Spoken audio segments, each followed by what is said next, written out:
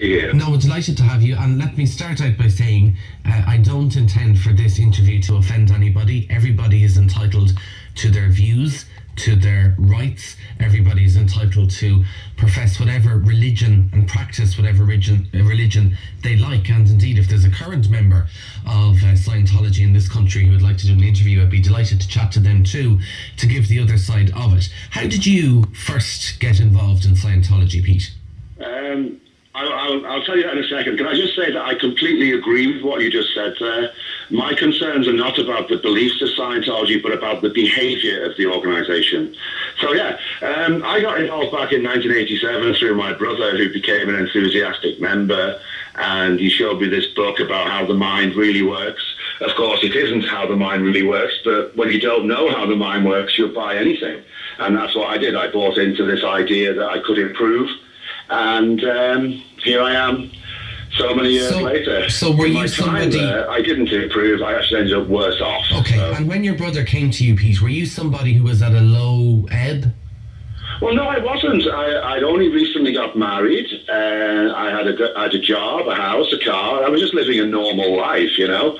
7 years later, the only thing I was clinging on to was my wife, and that was...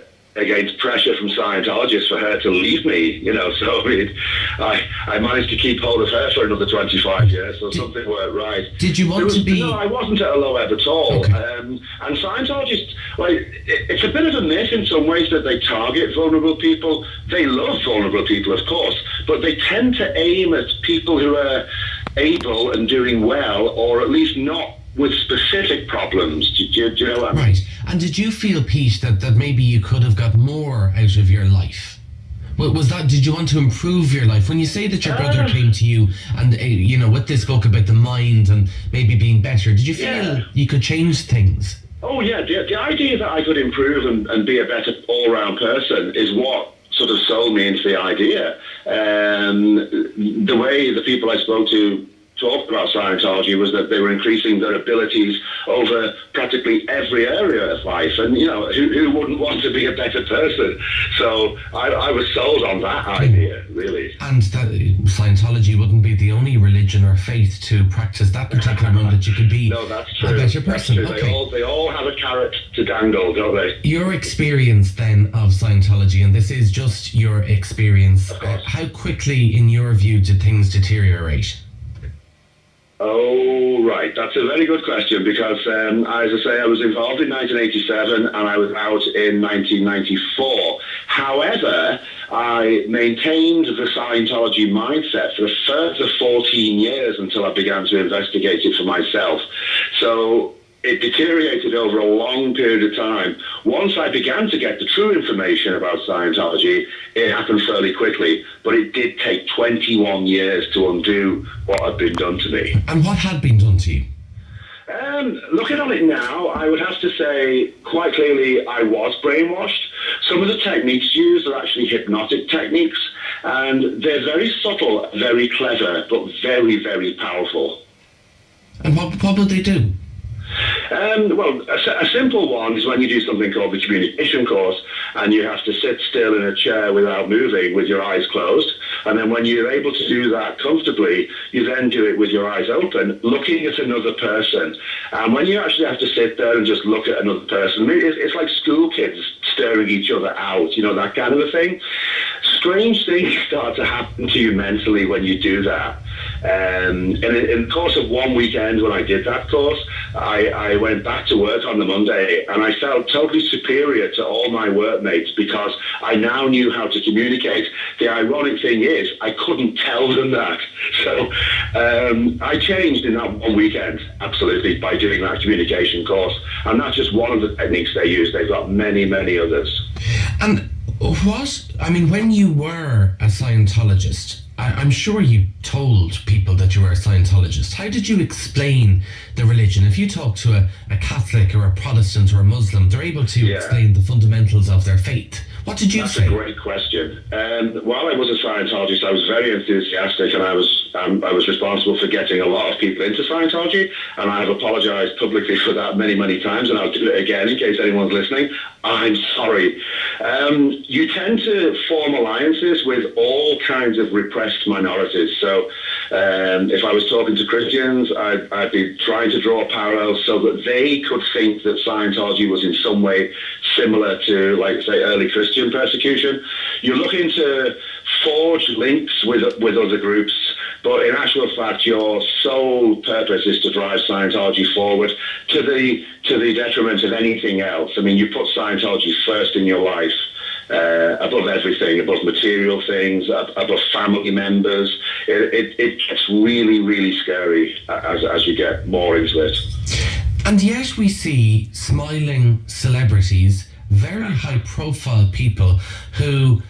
Some are totally confirmed Scientologists, attend conferences and are huge advocates, are able to make films and make music. They're able to function normally. They're able to have normal conversations. People may look and say, well, hang on, if that's their fate, maybe it isn't so bad. Yeah, and I would actually invite people who are curious to actually examine the subject and look at it. But with it, always look at both sides and then make up your mind. Smiling Tom Cruise faces are used by Scientology to attract people into the organization. L. Ron Hubbard, who founded the organization himself, had a policy of attracting celebrities into Scientology because he knows about the pull of the celebrity endorsement. And essentially that's what they did. And there are special centers set up to cater exclusively to celebrities, and celebrities to some degree don't hear what we hear. They live a slightly removed lifestyle by choice, and Scientologists certainly do. You are told what you can and can't read. You are advised not to watch certain TV shows. There's a new HBO documentary came out based on Lawrence Wright's book, Going Clear. And one of the comments left by a Scientologist was, I haven't heard of this movie, but I'll be sure not to watch it. So that's the kind of thing you're up against. You're up against this very, very ingrained conditioning. And the celebrities certainly, on one level, have that. But they also have this other thing going on whereby in Scientology counseling, you reveal your innermost secrets. And I believe that certain celebrities are being held in Scientology at the threat of revealing those secrets to their fan base. And we can guess what some of those might be. But the whole organization, in my opinion, is organized fraud. Individual Scientologists can believe what they like, but the organization itself is absolutely criminal. Okay. They were raided in Moscow. You say that though, last week. Peter, you say that, and you can make all the accusations you like. Every TV company in the world can make every documentary they like. That the guy you have, John Sweeney, did, I think it was a Panorama show, Scientology and Me, and in one scene he's screaming at a Scientologist because he's being followed and there's cameras and people filming him. But what I'm saying is, you can say all of this about Scientology. The fact is, it's still a very, very strong church with plenty of money and plenty of members. Now, how is that the case if the world is so open and we can all go on the internet and look up Scientology and see it for what you would like us to think it is? Right. Okay. Well, once again, I would ask people to do their own research and find out for themselves. The Scientologists, of course, claim to be the fastest expanding group in the world. Sometimes they call themselves a religion, sometimes a spiritual technology. The truth is they're actually shrinking. They're losing members. They're losing high-profile members. Celebrities do leave. Paul Haggis, the film director and Oscar winner, left. And he was involved in the making of the documentary with HBO. Also, so the truth is slowly getting out there. Scientology is in a bubble. Right. We're just looking to burst the bubble for them. If they still want to do Scientology, good luck to them, let them.